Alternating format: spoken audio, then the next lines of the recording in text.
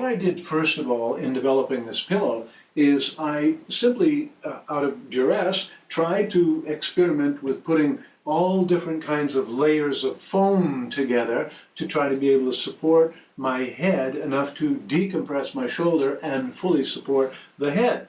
There were a few pillows out there that I had tried that worked. The inflatable pillows were fun until they blew air and wouldn't hold air anymore. And then after fighting with the companies to replace them like every 90 days because they broke, that became very frustrating, although the air pillows did have some pretty decent support. They gave me ideas, like most of them gave me some ideas. There were some pillows that had very unique perspectives, where side sleeping and back sleeping were tried to be both accommodated. That never is successful. That doesn't work very well at all. We have to choose. You cannot have a pillow that supports properly in the back-lying position and the side-lying position. One of the two are going to be compromised. So that was a little bit of a difficult challenge for me. So I began to study some REM studies, and I started to watch all the videos of all the research that they had done on the REM studies, and I noticed something rather peculiar, is that all of the time human beings continued repeatedly to try to sleep on their sides. When they were not finding enough support and comfort in that position, they would roll on their backs.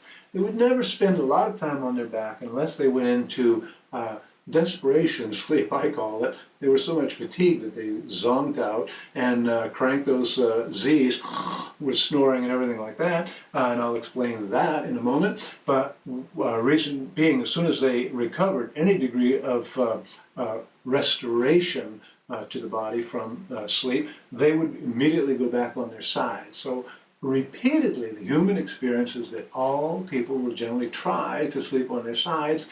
Unsuccessful at that, then they'll roll over onto their backs and try to sleep in that position.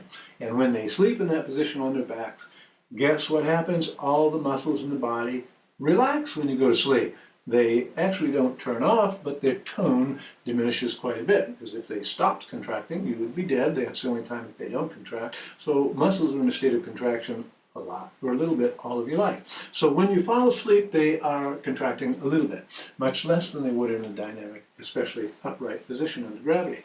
So when they relax, how many of them relax? Well, all of them relax, including the TMJ muscles, all the jaw muscles, the buccal muscles, and what have you, temporal mandibular. What happens is the jaw relaxes and it flops open.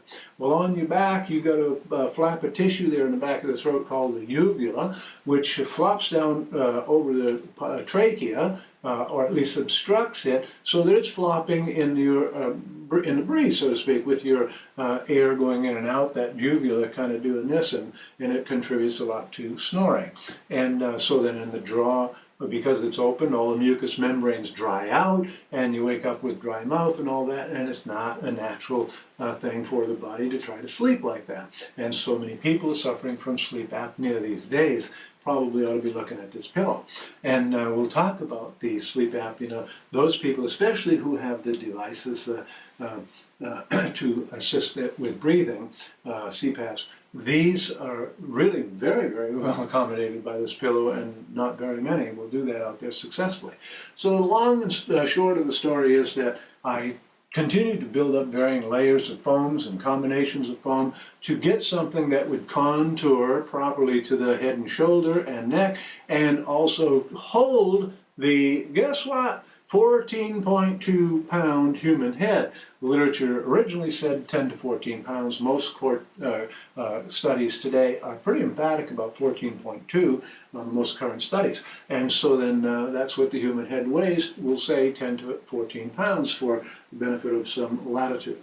And so then the 10 to 14 pound head has to have something that holds it up. So what we did is we took our friend Charlie here and painted him up properly, and you might recognize that it's a bowling ball, and it's one of those 10-pounders that by the rules of the game must not weigh more or less than 10 pounds.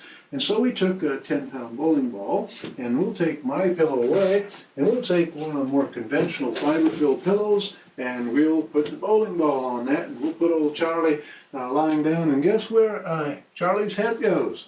Charlie's head is essentially on the surface that's underneath. And if the pillow compresses, and then the mattress compresses. Who knows where Charlie is going? Probably south, and I don't mean Florida, I mean downward, and the shoulder is going upward, and you're going to end up with this type of situation trying to sleep.